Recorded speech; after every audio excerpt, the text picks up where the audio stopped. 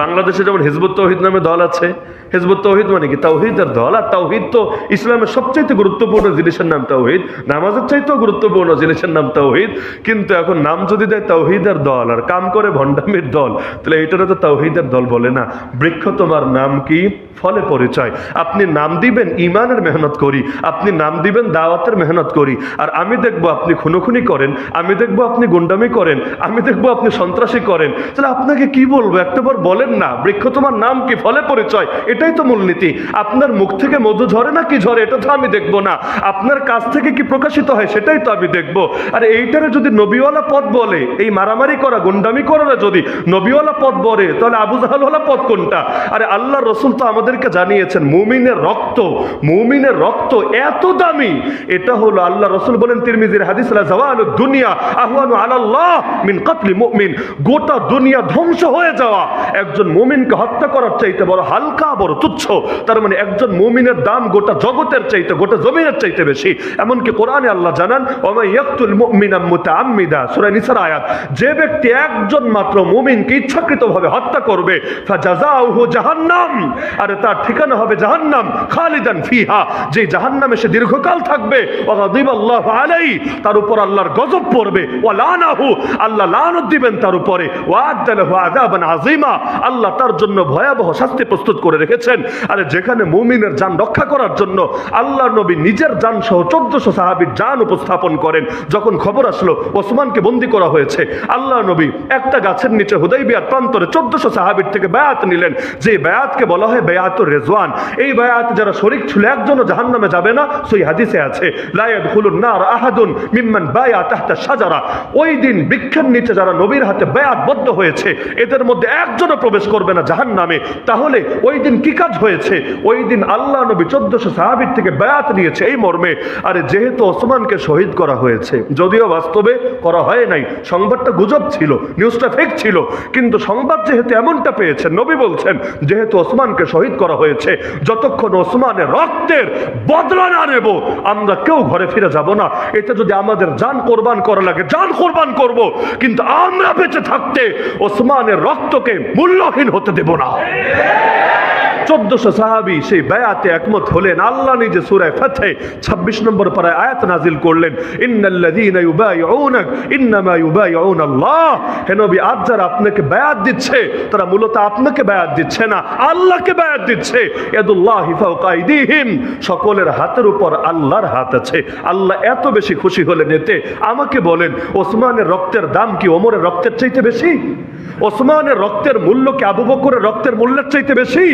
ওসমানের রক্তের দাম কি মুহাম্মদুর রাসূলুল্লাহ সাল্লাল্লাহু আলাইহি ওয়াসাল্লামের রক্তের দামের চাইতে বেশি? পৃথিবীতে কেউ বলতে পারবে না বেশি। তারপরও রাসূলও রেডি, আবু বকরও রেডি, ওমরও রেডি ওসমানের রক্তের বদলা নেবেন। কি বুঝলেন? ইসলাম এসেছে, আল্লাহ রাসূল এসেছেন মুমিনের রক্তকে হেফাজত করার জন্য, মুমিনের রক্তকে রাস্তাঘাটে প্রবাহিত হতে দেওয়ার জন্য না। আরে এক মাঠ কিরে ভাই, কাবা শরীফের চাইতেও তো মুমিনের রক্ত বেশি দামি। গোটা দুনিয়া কোরবান করে দেওয়া যায় একজন মুমিনের রক্ত হেফাজত করার জন্য, কিন্তু আমার বাড়ির জন্য, আমার গাড়ির জন্য, আমার মাঠের জন্য মুমিনের রক্তপাত কিছুতেই তো করা যায় না। এমন হাজার হাজার টঙ্গি মাঠ কোরবান করে দেওয়া যাবে মুমিন ভাইয়ের রক্তের হেফাজতের জন্য। কি হবে মাঠ দিয়ে, যদি মাঠ দখলের জন্য আমার হাতে আমার মুমিন ভাইয়ের রক্ত লেগে থাকে? এর চাইতে বড় জুলুম কি হতে পারে? নাম কি দেখার বিষয় না, অপরাধীর পরিচয় কি, ব্যাকগ্রাউন্ড কি দেখার বিষয় না। অপরাধী সবচাইতে বড় পরিচয় সে অপরাধী, এর পক্ষ যে নিবে ও আরো বড় অপরাধী। আবু লাহাব নবীর শানে বেয়াদবি করেছে, জাহান্নামে যাবে, কোরআনে আছে, তাব্বাত ইয়াদা আবি লাহাবি ওয়া তাব মা আগনা আনহু মালুহু ওয়া মা কাসাব সায়াসলা নারান যাতা লাহাব। আল্লাহ একেবারে সূরা নাজিল করে জানিয়ে দিলেন, যেই সূরা না পড়ে কোরআন খতম করতে পারবেন না। এমনকি আবু লাহাবের 5টা বাচ্চা মুসলমান হয়েছিল, ওরাও যখন কোরআন খতম করত এই সূরা বাদ দিয়ে পড়তে পারতো না। তা আবু লাহাব জাহান্নামে যাবে বুঝলাম, কেন? নবীর শানে বেয়াদবি করেছে। কিন্তু ওর বউ কি করেছে? আমরাতুহু, আল্লাহ বলে দিচ্ছেন ও তো জাহান্নামে যাবে যাবে, আমরাতুহু মানে তার ওয়াইফ, তার স্ত্রীও জাহান্নামে যাবে।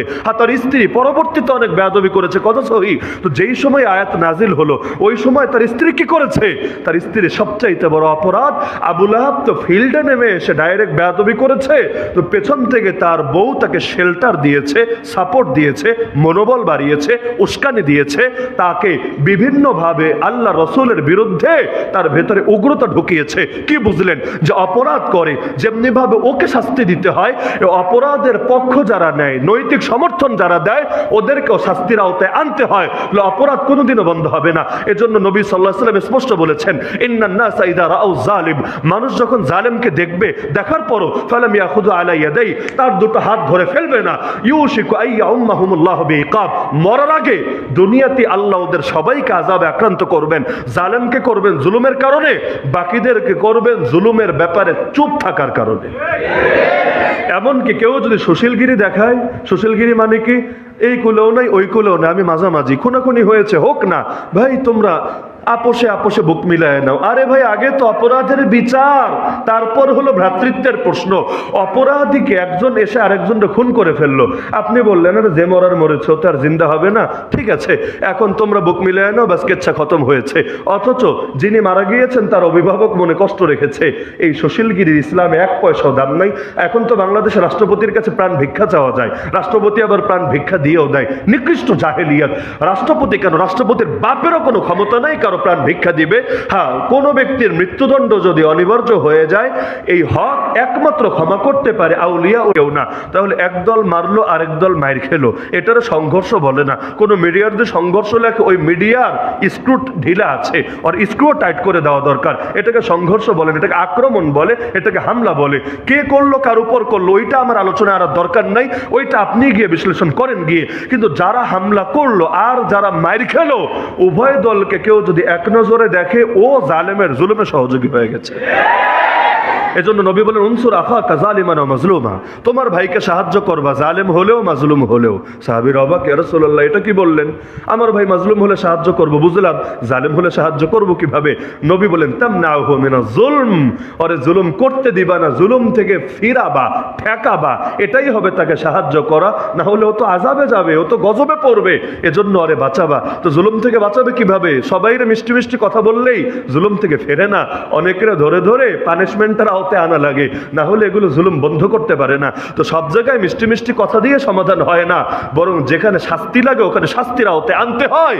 ওইখানে সুশীলগিরি দেখালে আপনিও হবেন জালেমদের সহযোগী। তো যাই হোক, আমাদের মূল আলোচনা এটা না, কারো আবার মনে কষ্ট পাওয়ার দরকার নাই। কিন্তু ওই যে বাস্তবতা বললাম যে নাম কি মুখ্য না, কাম কি এটা মুখ্য। তো এ কারণে কেউ যদি নাম দেয় আল্লাহর দল, নাম দেয় তাওহীদের দল, নাম দেয় ইমানি মেহনত, নাম দেয় নবীওয়ালা মেহনত, ভাই নাম বিষয় না, কাম বিষয়। যদি নাম ছাড়াও কেউ কাম করে আলহামদুলিল্লাহ, নাম ছাড়াও যদি কেউ কাম করে আলহামদুলিল্লাহ, আর নাম নিয়েও কেউ উল্টা কাম করে নাউজুবিল্লাহ। এজন্য নামটা বিষয় না, কামটা বিষয়, জাহেরটা বিষয় না, এর চাইতেও বড় বাতিনটা বিষয়, না হলে বাইরে ফিটফাট, ভেতরে হবে সদরঘাট। আল্লাহ তাআলা আমাদেরকে এই পরিস্থিতি থেকে হেফাজত করুন। এবং এই কবর জগৎ নিয়ে আজকে মাত্র এই পুরো আলোচনা সমাপ্ত না হয়, ধারাবাহিকভাবে ইনশাআল্লাহ। ওয়া আখিরু দাওয়া।